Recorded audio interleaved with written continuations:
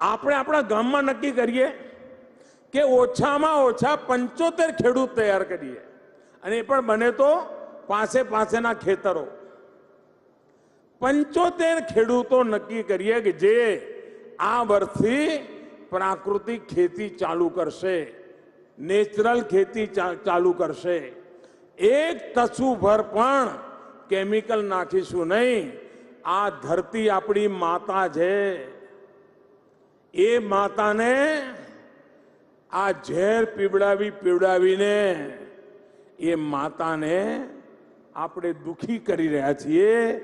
આ ધરતી માતાને બચાવવી એ આપણા બધાની જવાબદારી છે. એમાં જેટલું કેમિકલ નાખીએ, જેટલું ફર્ટિલાઇઝર નાખીએ, યુરિયા નાખીએ, આ ધરતી માતાને પીડા થાય છે.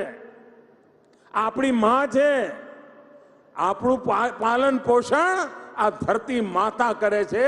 એ માને આ પીડામાંથી મુક્ત કરવાની જવાબદારી એના સંતાન તરીકે આપણી ખરી કે નહીં? અને જો આપણી હોય તો વધારે નહીં, 75 ખેડૂતોને આપણે તૈયાર કરીએ, અને 75 ખેડૂતો પ્રાકૃતિક ખેતી કરે. પ્રાકૃતિક ખેતી કેવી રીતે કરાય હવે ગુજરાતમાં અજાણ નથી.